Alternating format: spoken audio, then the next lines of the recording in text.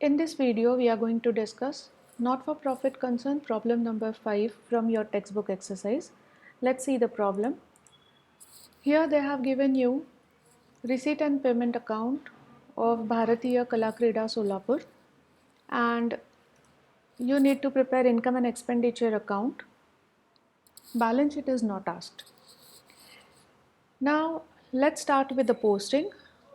While doing the posting, always remember that the opening balances which are given at the receipt side, we are not going to post these balances anywhere in income and expenditure account or the current year's balance sheet. Only in few cases where you need to prepare the previous year's balance sheet as a working note, there we are going to consider these amounts. So right now, cash in hand and cash at bank, the opening balances, we are not going to post anywhere. At the same time, the closing balance, which is mentioned at the payment side, this you have to post to balance sheet asset side. Here in this problem, we are not preparing the balance sheet, hence we are going to ignore these amounts. Now let's see the remaining posting. Receipt side, all these receipts are given. Out of these, few are the revenue receipts, means regular recurring income from normal business like sales, interest, rent received, dividend received, etc. So out of these you would find locker rent, sale of newspaper, receipts from drama, interest of government securities, miscellaneous receipts. All these are revenue receipts. So these would be transferred to income and expenditure account, income side. Let's see. Here you would find it, income side, locker rent, sale of newspaper, receipts from drama, interest on securities, miscellaneous receipts, everything is posted in the outer column.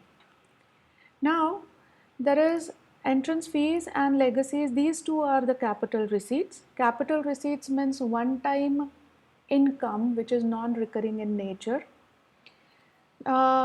The information is given to you in the additional information or adjustment that a particular receipt should be considered as a capital receipt. So here you would find it as legacies are to be capitalized.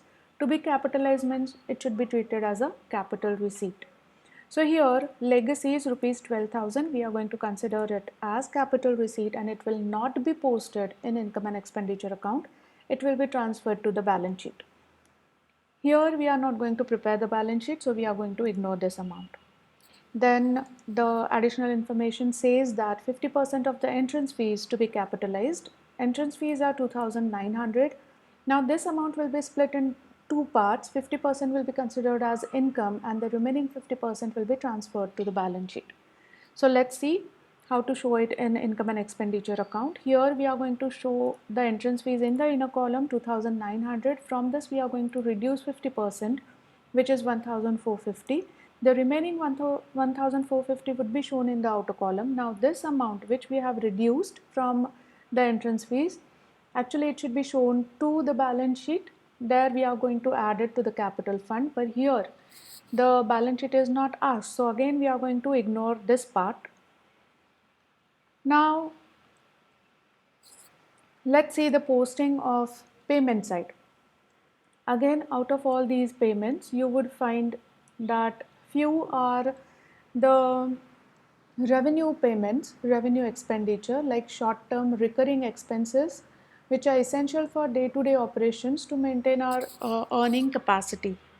So if you see stationery, expense from drama, postage, magazine, all these are revenue expenditure.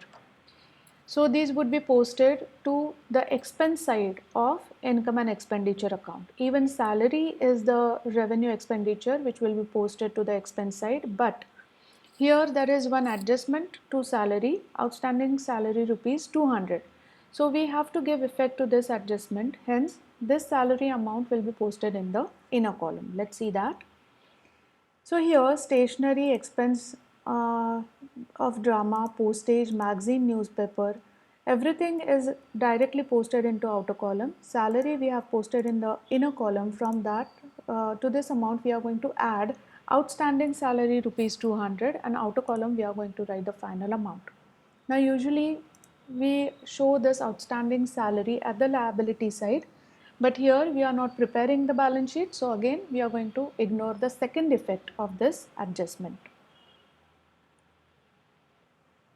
Now there are two capital expenditure which is mentioned at the payment side. One is furniture purchase, the other one is investment in government securities.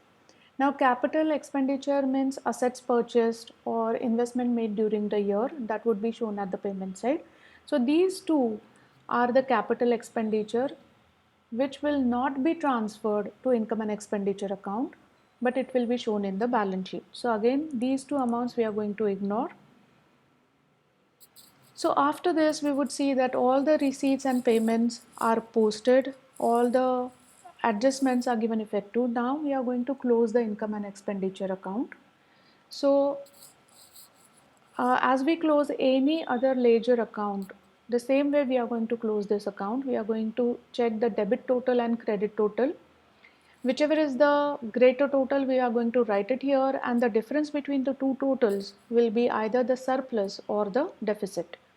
If your income total is more than expenses, then this would result in a surplus, and if your expenditure total is more than your income, it will result in a deficit. In this problem, if you see, total of income side is 11,900 and total of expenses would be 9,250. So income is more, the difference between the two total is 2,650, which is your surplus.